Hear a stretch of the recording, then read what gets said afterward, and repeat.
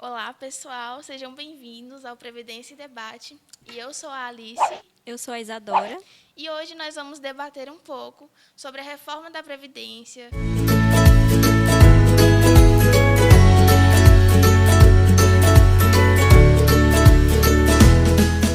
E estamos aqui com a nossa ilustre convidada, Júlia Feitosa, advogada, pós-graduada em Direito Empresarial, Previdenciário, Tributário, mestranda pela UFT e professora da Unitepac.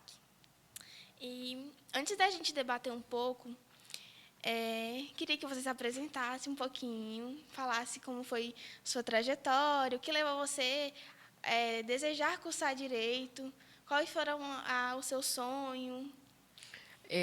Boa tarde, me chamo Júlia, né, já apresentada. O curso de Direito foi para mim como se fosse, nasci com isso. Sempre foi um sonho, sempre desejei fazer o curso de Direito, nunca almejei fazer um outro tipo de curso. A graduação não foi tão fácil, porque todos os cursos eles demandam e têm uma exigência, mas o percurso é tanto que, pelo meu currículo, vocês percebem que é um percurso de quem sempre está traçando algo para melhorar aquilo que eu sempre quis. Né? Eu sempre quis ser advogada, sempre quis fazer direito, então é algo meu natural que eu não consigo descrever assim quando que isso começou. Então, antes da gente falar um pouco sobre a reforma que houve, você poderia falar um pouco sobre o que é a Previdência? Sim, sim, com certeza. A previdência, ela inicialmente ela surgiu com um percurso, com o intuito de fazer com que nós tivéssemos uma oportunidade de na velhice ter meios, né, de se sustentar quando não tiver mais capacidade, né, de trabalhar, que estivermos já cansados, ou às vezes, né, porventura da vida, a gente está doente ou acamado. E a previdência social, ela vem com esse intuito, né? Historicamente com essa situação, mas atualmente ela tem esse perfil de trazer com que nós brasileiros tenham um amparo social, por isso previdência social, um amparo tanto social que a gente tem aí os benefícios assistenciais e também a gente tem uma possibilidade de se preparar para a vida quando estivermos com uma idade mais avançada. Sim. Professora, assim, eu tenho alguma dúvida, né? Umas dúvidas do porquê que sempre tem que estar tendo essa reforma na Previdência e tudo mais. A reforma da Previdência, ela era algo que já estava vindo sendo bastante discutida, né? Ela demorou até nós juristas, a gente entende que ela chegou até demorar porque ela veio em 2019.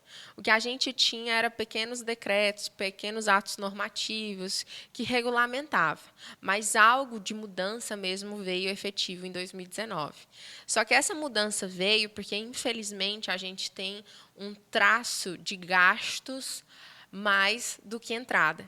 Então, a reforma ela veio mesmo para tentar nivelar, porque a longo prazo a gente teria, por exemplo, nós que, principalmente vocês, né, que são mais jovens, né, não teria possibilidade de ter uma previdência se permanecesse ao caminho que estava. E essa reforma, a gente percebeu que ela foi também mais aplicada para a aposentadoria. Aí, no caso, essa reforma que houve vai ser aplicada para as pessoas que já estão aposentadas ou só para quem vai se aposentar? A reforma da Previdência, ela surge e, inclusive, ela determina na própria legislação que a reforma será somente para as pessoas que irão usufruir de um benefício. Né? Aqueles que já foram beneficiados, a gente chama de direito adquirido. Eles não vão ter nenhuma alteração. É tanto que, no ano de 2019, que foi o período de reforma, até 2020 se manteve ainda, mesmo com a nova reforma, né, com a nova legislação, ainda se manteve com os regramentos passados. Mas, justamente para tentar a população aceitar essas mudanças e conseguir os próprios advogados mesmo entenderem como que acontecia essa mudança, né, que foi uma mudança realmente muito grande e que os advogados tiveram que se adaptar. Eu estava pesquisando, né? E eu vi que a maioria das mudanças que teve foi voltada mais para a aposentadoria. Eu não consegui ver alguma outra mudança em outra previdência. Previdência que se fala, né? É, Sim. Teve alguma outra mudança em outro quesito? a maioria das mudanças realmente foi em relação aos benefícios em relação à aposentadoria, principalmente em relação aos benefícios das contribuições, né? Que entra ali no sistema de pontos, entra ali numa alteração de idade, né? E aí isso a longo prazo, né? Que a gente faz uma contagem daqui 10 anos as mudanças, porque a lei ela colocou mudanças acrescentando, né? Acrescentando pontos, acrescentando algumas mudanças ao longo do tempo. Então, daqui a uns 10 anos vai estar um pouquinho mais difícil. Por isso que, às vezes, a gente escuta aquela história de talvez eu não consiga me aposentar, né? Mas isso, lógico que é contornável, né? Tudo é contornável, mas existe essa dificuldade um pouco maior. Mas é como eu falei, a lei ela também tentou afunilar, porque estava realmente muito gastos e entrada muito pouco. Então acabou que teve que acontecer essa mudança.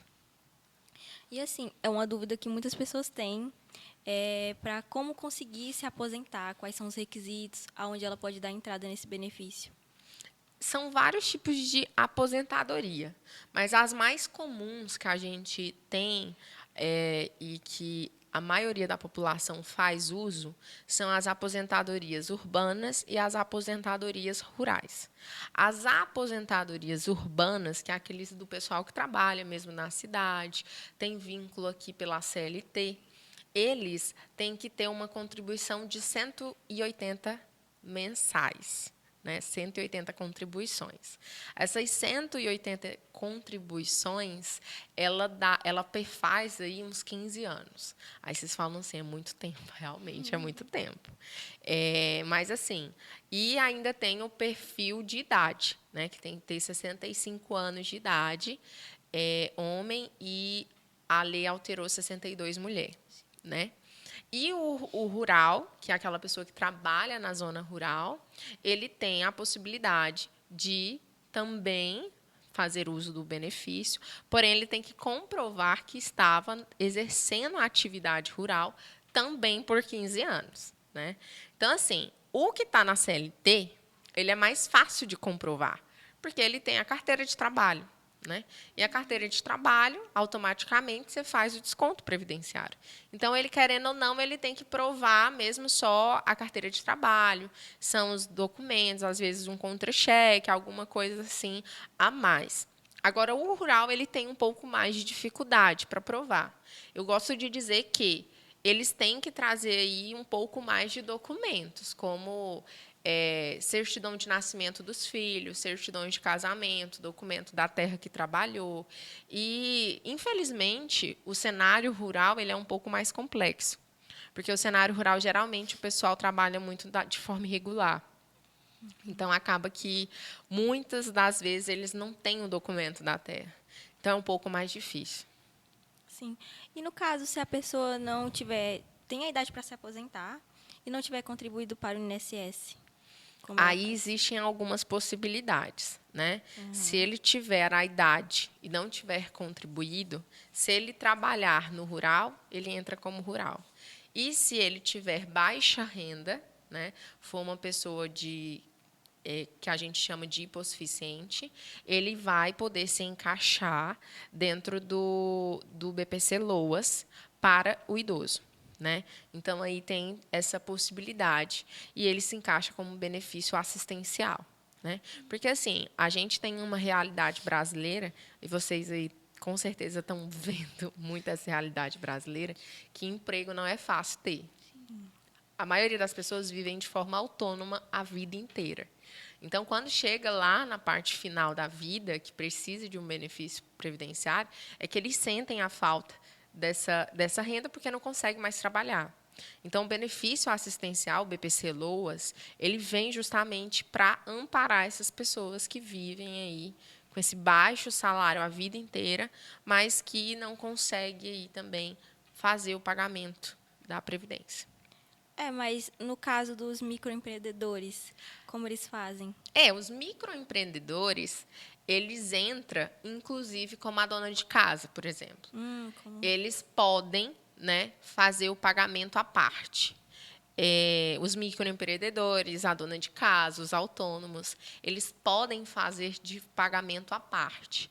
Eu vou na própria Previdência Social e eu peço o pagamento. Eu peço o carnê e faço o pagamento. Ou como microempreendedor, ou como dona de casa, ou como autônomo. Está tudo nesse conjunto, no caso. Está tudo nesse conjunto. Só que, assim, lá quando você chega, tem uma infinidade de quadro de benefícios. E aí, hoje, é muito comum a gente ouvir o planejamento previdenciário, que é você ver, dentro daquelas oportunidades, daquelas infinidades de opções, qual que vai melhor me encaixar no futuro.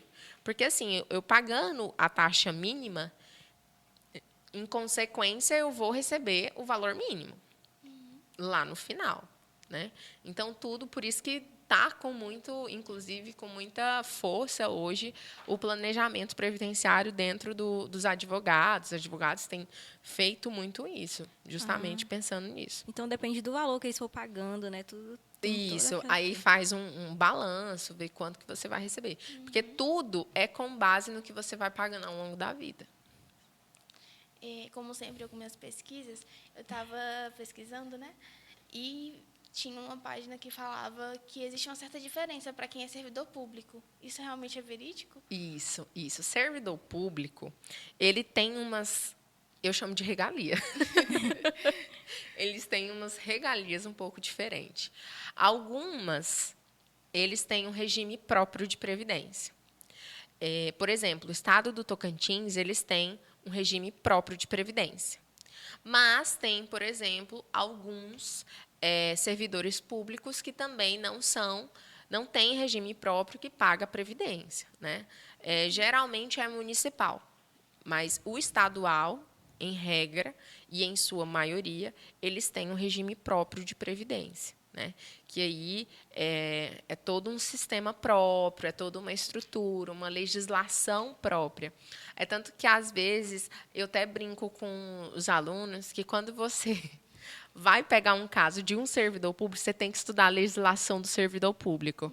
Porque, geralmente, não é a mesma É diferente. a previdência social que a gente costuma ver. Porque tem diferença, as regalias deles são um pouco melhores do que a gente costuma ver.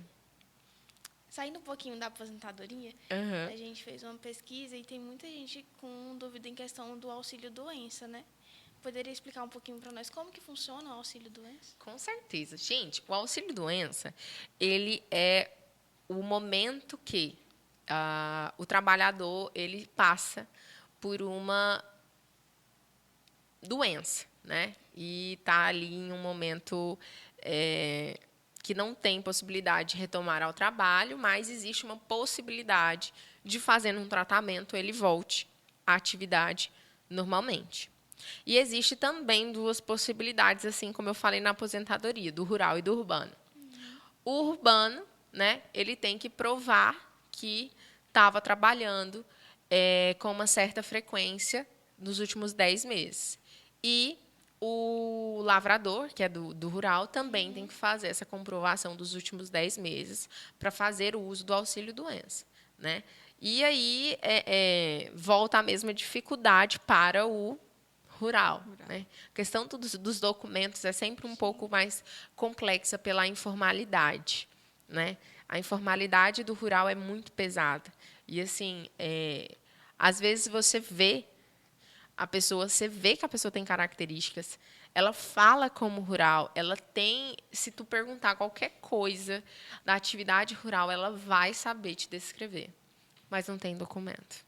E aí isso não faz, ainda assim não faz ela receber o benefício. Precisa também ter documento. Tem muitas pessoas que elas têm dificuldades em saber a diferença do auxílio-doença para o auxílio-acidente. Sim. É uma dúvida bastante comum. Você poderia explicar qual é a diferença entre eles? É uma grande dúvida. Às vezes chegam no escritório, aí eles falam assim, doutor, eu tenho certeza que é auxílio-doença. Aí eu falo, gente, é auxílio-acidente. Mas o auxílio-acidente, ele sempre está relacionado com a atividade do trabalho. Então, assim, eu estou trabalhando e eu me acidentei dentro do trabalho. Aí eu tenho uso do auxílio-acidente. O auxílio-doença, ele é proveniente de uma doença que não tem relação com a atividade laboral, que você mesmo, por exemplo, câncer. Câncer você não tem em relação ao trabalho. Mas já, por exemplo, problema de coluna, hérnia, pessoa que geralmente fica muito tempo sentada, ela geralmente tende a ter aí. E aí, se ficar comprovado mediante uma perícia, um laudo médico, que isso foi proveniente da atividade do trabalho, isso pode ser declarado como auxílio-acidente.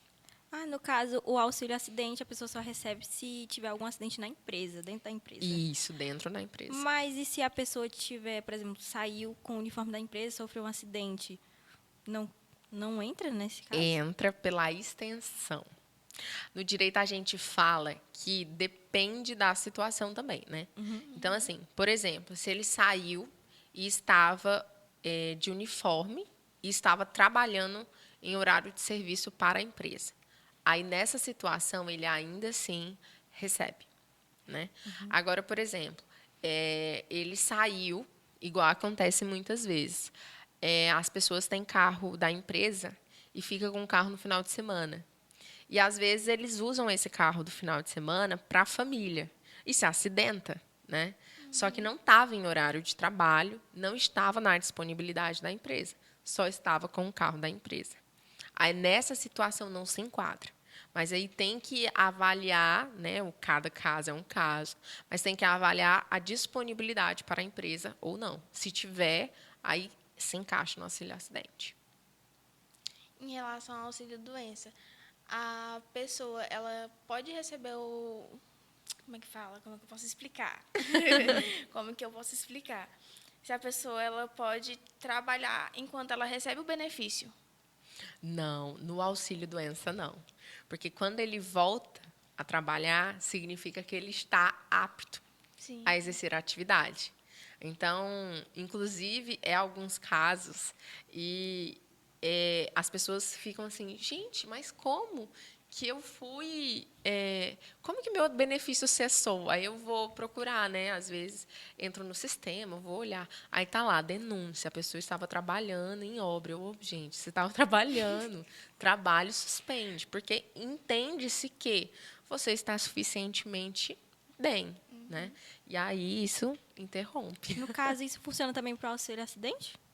Também a mesma Também. característica. Porque a pessoa não está possibilidade de trabalhar e vai trabalhar ainda. É meio... Eu brinco, gente, é meio lógico. Como que tu tá pedindo que tu tá doente, aí do nada tu tá maravilhosamente trabalhando. Sim. Aí tem uns que falam assim, não, mas eu só tô incapacitado para aquela atividade. Oh, meu Deus. Aí gente, o problema é explicar isso pro INSS. Explicar para ele é um pouquinho mais difícil. Sim. E o pior é que muita gente tem essa dúvida. Muito. A maioria das vezes existe uma falha, eu acho, né? A população brasileira, ela não entende, a maioria das vezes, dos próprios direitos deles, né? Então, assim, por exemplo, hoje em dia é muito comum o autismo, infelizmente. Mas é muito comum o autismo, principalmente em crianças. Dependendo do grau do autismo e dependendo da situação do autismo, a criança tem direito ao BPC-LOAS ao deficiente físico. Porque o deficiente físico hoje teve uma mudança na emenda constitucional que entende que deficiência física não é mais que antes a gente tinha um costume de achar que deficiente físico era só quem andava de cadeira de roda. Sim. E, na verdade, não. A deficiência física hoje é para quem se sente, de fato, deficiente. Quem se entende que tem, de fato, uma restrição física. Deficiência, restrição física. Então, o que se enquadra? Autismo se enquadra. E, assim, às vezes, a gente vê muitas mães que passam necessidades básicas com filho porque o autismo ainda é um tratamento muito caro, as medicações. E tem direito a receber o benefício, o BPC-LOAS, ao deficiente físico e não tem conhecimento que pode receber. Então, assim, é muito grande e poderia estar recebendo, lógico que não vai, né, diminuir, tratar a casa, mas com certeza ameniza ali pelo menos as despesas, que são muito caras, principalmente quando o grau do autismo é muito alto. Entendo. E, assim, no caso, se o auxílio-doença, a pessoa, no caso, trabalhar e estiver recebendo o auxílio-doença, e esse auxílio for cortado, ela tem como correr atrás para receber novamente ou não? Tem, só que aí ela vai ter que passar pelo mesmo processo. Mesmo Perícia, processo novamente. médica, todo o processo que novamente. demora bastante, né? Se for ver bem. Infelizmente, hoje, o processo previdenciário, qualquer processo previdenciário, ele tem uma média muito grande de demorar. Eu sempre digo que não espere que um processo hoje demore menos que 90 dias. Se você conseguiu algo dentro do INSS com menos de 90 dias, você é altamente agraciado a Deus, porque é muito difícil. É muito demanda. É tanto que a gente vê muito nos noticiários. Sim. Eu ia até tirar essa dúvida agora. Mas você já respondeu. E em relação à pensão por morte, é uma coisa também, né, que muitas pessoas têm dúvida de como ela pode receber isso. E aí, como é que você pode explicar pra gente? A pensão por morte, ela é um dilema, realmente. Porque todo mundo acha que porque morre tem direito, e não é. Primeiro, o morto tem que ter qualidade de segurado. O que é qualidade de segurado? Ele tem que ter ou contribuído com a Previdência em vida, ou ele tem que ter trabalhado na roça, né? Que volta ali, é como se eu dissesse assim, o morto ele tinha que ter direito ou à aposentadoria urbana ou à aposentadoria rural, ou na época da morte ou futuramente, né? Só que o que a lei exige é, no mínimo, 10 meses antes do falecimento, né? Só que aí também tem um outro agravante dentro da pensão por morte. Não é porque morreu que significa que eu vou receber a vida toda. Todo mundo acha que todo mundo que morre vai receber a vida toda. Tem uns casos, e aí, assim, sempre tem que ser, cada caso é avaliado. Mas, por exemplo, tem casos que a pessoa recebe só 2 anos, porque vai olhar, por exemplo, o tempo de, por exemplo, para cônjuge, que é a esposa, olha o tempo de casamento e olha a idade, né? Agora, por exemplo, aos filhos, lógico que se estende até a maioridade civil, né? E aí a pensão por morte, ela é eu digo que ela é um pouco mais delicada porque ela tem esses detalhes. Você vai avaliar a vida da pessoa enquanto ela era viva. E aí, às vezes, a família, infelizmente, a maioria não tem um documento do falecido. Agora, opinião sua. Opinião sua em relação à Previdência. Para você, essas reformas que teve em 2019 foi? Isso. Foram positivas? Ou você acha que teve alguma coisa que foi negativa? De maneira geral, não. Eu acho que, em partes, foram favoráveis, teria que ter mesmo uma mudança, mas não tudo. Eu acho que houve mudanças muito grandes demais, né? Por exemplo, as contribuições. Pessoas que contribuem, que em massa carrega a Previdência, têm mais dificuldade de aposentar. Então, isso eu não acho justo, né? Então, assim, a minha opinião em relação à Previdência eu acho que, de certa forma, necessitava mudanças. Acho que deveriam ter alterado algumas outras coisas, inclusive em relação ao processo, em relação à documentação, à fiscalização. Que eles focam em algumas coisas que eu acho que poderia dispensar. Largue esse foco aqui, foque em outra coisa, né? Mas assim, de modo geral, em toda ela não. Então, assim, você falou que algumas coisas poderiam mudar ou acrescentar. Você pode citar algumas coisas que você acharia que poderia fazer diferença? É muita coisa. Muita coisa. Mas uma das coisas que poderia mudar seria o atendimento. Por exemplo, a população. Atendimento à população é muito, eu acho, inacessível. Eles sofrem muito para fazer esse atendimento. E o andamento processual é muito pouco. É muito, eu acho que poderia ser melhorado. Né? Muito lento, A né? análise processual poderia ser mais bem vista, mais bem analisada. Né? E tem uma infinidade, mas também tem a questão assim dos contribuintes que trabalham demais a vida inteira, né? E aí tem essa graduação que eu acho que não foi tão favorável. Então, assim, existem pontos que eu acho que poderiam ter eles terem focado, né? Coisas que já vêm se perpetuando por muito tempo e nada foi feito, né? E, assim, faz umas emendas, é como se fosse uma talha de costura que vai tentando remendar, mas logo se rompe. Mas vai dar certo. Vai dar certo. Ai, Ou não. Ou não? Tomara que dê espero certo. que dê certo. Porque vocês são o futuro, né, gente? sim. Eu também. Nós somos. Nós Todas somos nós. o futuro. Então é isso, era uma É. coisa bem pequena, não era uma coisa muito extensa. E nós queremos te agradecer pela Que sua isso. presença. Obrigada. Eu que agradeço o convite. Adorei participar. Sempre que possível, eu sempre estarei à disposição. Conteúdo é sempre bom passar. Eu tenho essa regra na minha vida. Eu sempre gosto de passar Sim, conteúdo. muitas pessoas têm dúvidas, né? E você conseguiu suprir as dúvidas. Um Ah, pouco tomara. das dúvidas, que são várias. São várias, mas um pouco delas.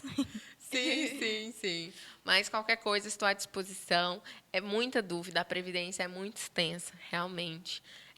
Mas a gente tem boas expectativas. A gente sempre pensa que o futuro, a nova geração, que são vocês, vai fazer coisas melhores. A gente espera que a nova geração, pelo menos eu espero, que a nova geração ela faça boas mudanças. Então, foi muito bom participar. Espero, né, que essa nova geração, que vá as dúvidas aí, né, vá fazer novas mudanças. É isso, muito obrigada por passar seus conhecimentos para nós. A gente quer agradecer também o ITEPAC, que cedeu essa sala de podcast maravilhosa para a gente. E é isso. Muito obrigada.